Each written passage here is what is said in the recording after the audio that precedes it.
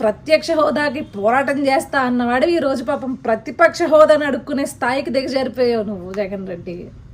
అడుక్కుంటంలో కూడా అంత కొవ్వెందుకు నీకు, అంత బలిపెందుకు? అందుకే కదా నిన్ను ప్రజలు ఆఖరికి నీకు ప్రతిపక్ష హోదా కూడా వద్దురా బాబు, పక్కకు పో, నీ వల్ల రాష్ట్రానికి నాశనం తప్పించి నువ్వు ఏ హోదాలో కూర్చున్నా రాష్ట్రానికి నాశనం, పక్కకి వెళ్ళి ఆ పక్క రాష్ట్రాల్లో తగలబడి ఇక్కడ వద్దు అని చెప్పేసి గెంటేసింది. మళ్ళీ పోటుగాడంటే ప్రతిపక్ష హోదా ఇస్తేనే అసెంబ్లీకి వస్తాడంట. అసెంబ్లీకి వచ్చి ఏం బీకేవో లాస్ట్ 5 years ఏం ఓడబీకారు? అధికార పక్షంలో ఉన్నప్పుడు మీరు ఏమన్నా ఓడబీకింది ఉందా? అందులో బూతులు తిట్టుకోవడం తప్పించి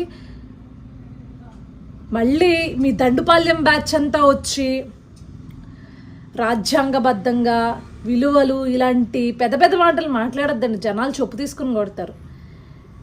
నీ నియోజకవర్గం కోసం, నీ నియోజకవర్గ అవసరాల కోసమో లేకపోతే నీ రాష్ట్రం నువ్వు అనుకుంటే కనుక ఆ ప్రజల అవసరాల కోసమో ఇదిగోండి ఈ సమస్య ఉంది, దీన్ని పరిష్కరించాలి మీరు అని చెప్పేసి అక్కడ అధికార పక్ష నేత, పార్టీ నేత తెలియజేయడానికి నువ్వు అసెంబ్లీకి రావాలి.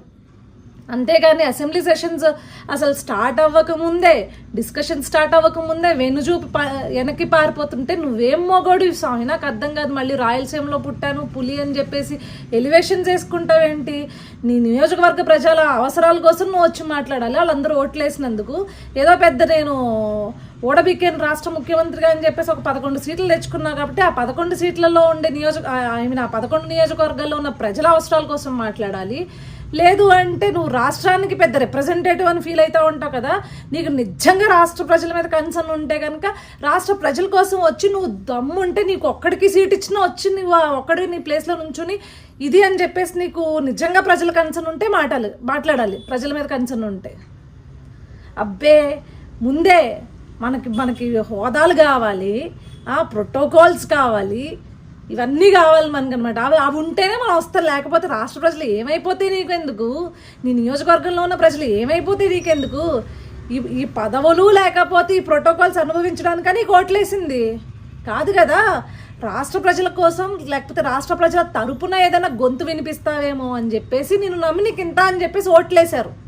ఇదండి ఈ పెద్ద మనిషి అసలైన నిజస్వరూపం. ఇతగాడికి పదవులు, ప్యాలెస్లు, ప్రోటోకాల్లు, మరి పీతో మొదలయ్యే వాటి మీద ఎంత వ్యామోహం ఏంటో అర్థం కాదు.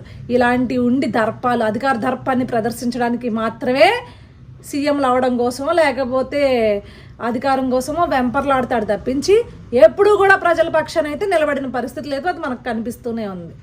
ఇలాంటి వాడిని ఇంకొకసారి నేను ప్రజల కోసం రాజ్యాంగబద్ధంగా ప్రజల కోసం నేను నిలబడతాను, మాట్లాడతాను అని అంటే ముందు అసెంబ్లీకి వచ్చి మా కోసం మాట్లాడండి అని అడగండి.